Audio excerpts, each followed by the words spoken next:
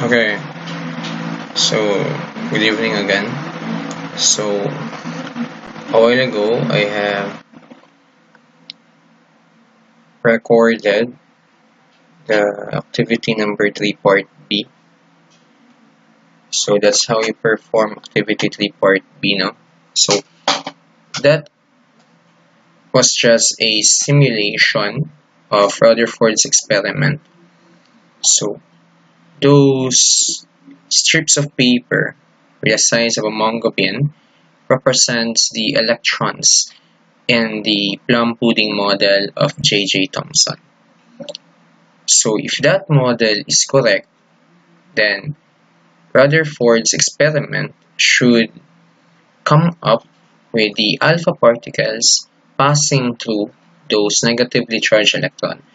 Those alpha particles are positive charge. So pag muagi siya sa negatively charged na mga electrons, ang possible outcome or ang expected outcomes dapat diretso lang siya o agi. The same sa inyo nakita ang kaganina. So diretso lang ni agi ang piso dito sa papel.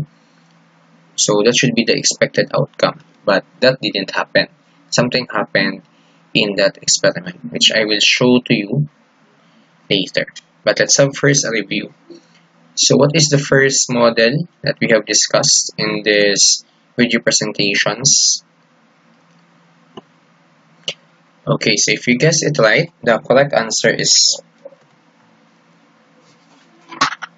solid sphere model by John Dalton. So he said that atom has no parts, it was just a solid sphere. But that is not true. So we already know that atom has 3 subatomic particles, the proton, the electron, and of course the neutron. Now, the model of John Dalton was crushed or was disproved by J.J. Thomson after he conducted this cathode ray tube experiment. He disproved the model of John Dalton, and he said that atom is not empty. It is not just a solid sphere, but rather the atom has a positively charged pool on which the negatively charged electrons were embedded on it. So it was this time that J.J. Thomson discovered electrons, a negatively charged particle. So many people accepted this theory of J.J. Thomson, the plum pudding model of the atom.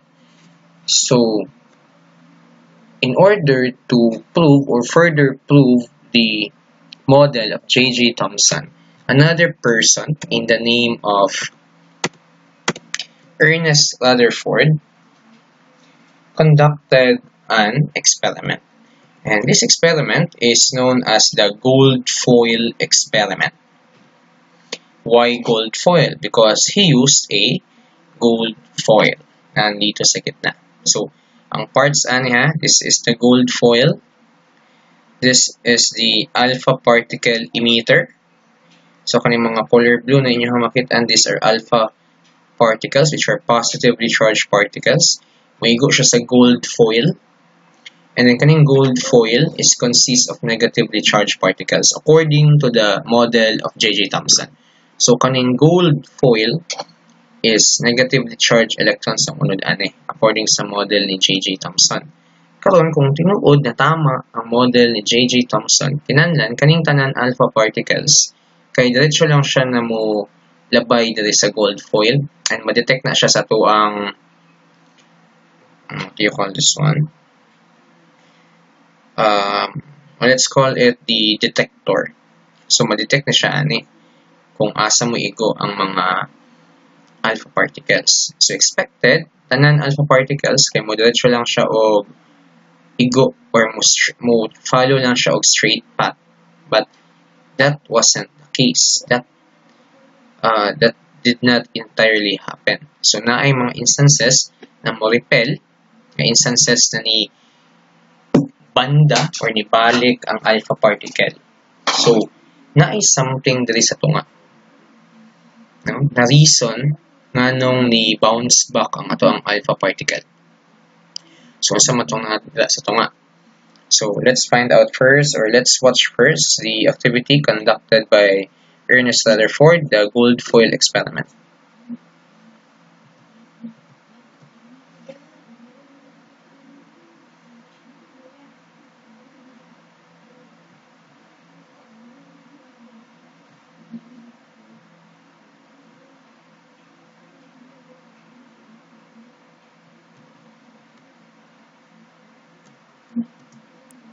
Okay, so those are the alpha particles. So kung mapansin ninyo, diretso lang ang alpha particles. Pero naiuban na ni bounce back. Let's repeat.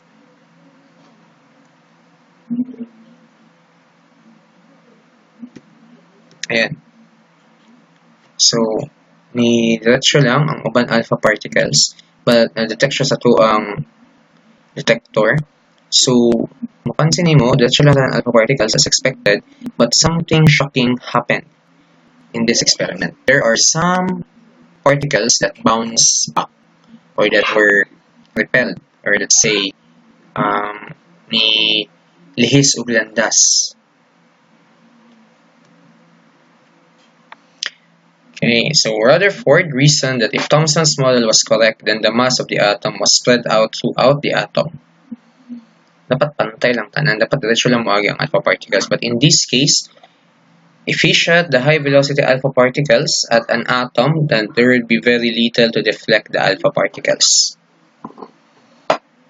Okay, so naiuban na ni bounce back kung makita ninyo. Okay. We have the gold film, and we have the nagalag hair.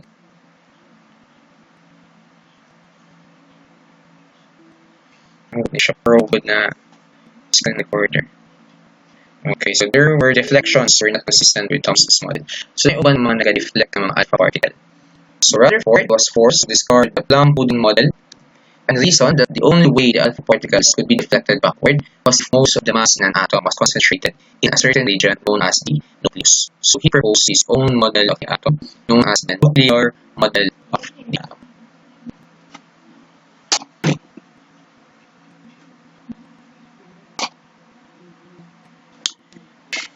Okay, mga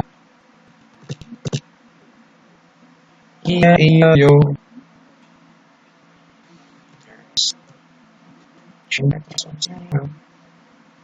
Okay, so going back.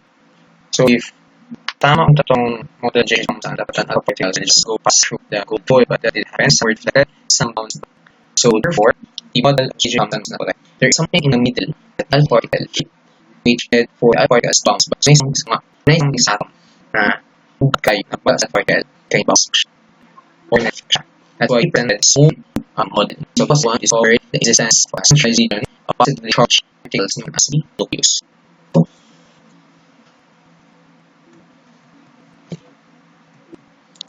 So we call the term of the atom. So we have proton at the nucleus and the electron. So now you have our electron, but the electron is just moving around the nucleus. So this is the nuclear model. Tawag siyang nuclear model because of the discovery of the nucleus. Okay, which is dila makatan ang protons and neutrons. So let's summarize. So the name of the person who created the model was Ernest Rutherford. The name of the experiment was gold foil experiment, and the name of the model is nuclear model. Now, according to gold foil experiment, this is what we have found out. The atom is mostly space. The parehas atong model ni J.J. Thomson na daghan kayo og negative charges palibot. So, naa siya centrally located nucleus, which contains the positively charged particles and the neutral particles, and that the nucleus is positive.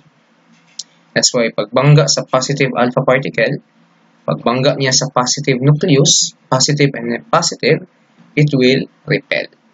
Okay? Gets ninyo? Okay. So, ani ang expected outcome sa inyong activity. So, kitang mo niyo saan siya mag-accomplish. So, nuclear model. So, this is the nuclear model of Rutherford, nuclear model of the atom. So, according to nuclear model, the atom is mostly space with a very small, dense, positively charged nucleus and negatively charged electrons located in the atomic space. Naglupad-lupad lang sa palibot sa nucleus. Okay. So, review lang nato. So, we have 3 different models here. The John Dalton solid sphere model, Thomson's model of the atom or the plum pudding model, and also the nuclear model by Ernest Rutherford. So, ang inyong quiz karong Monday is about models of the atom. Okay, unsay pangalan sa proponent, unsa ang free subatomic particles, kinsa naka-discover sa electron, kinsa naka-discover sa nucleus, unsay pangalan sa experiment nga gi-conduct, and so on and so forth. And ang itsura sa model na iyahang propose. Okay, so magtuyok ang ato ang quiz karong Monday. Okay. So later, mag-post ako another video about how to know the charge of the particles or the number of protons in an element.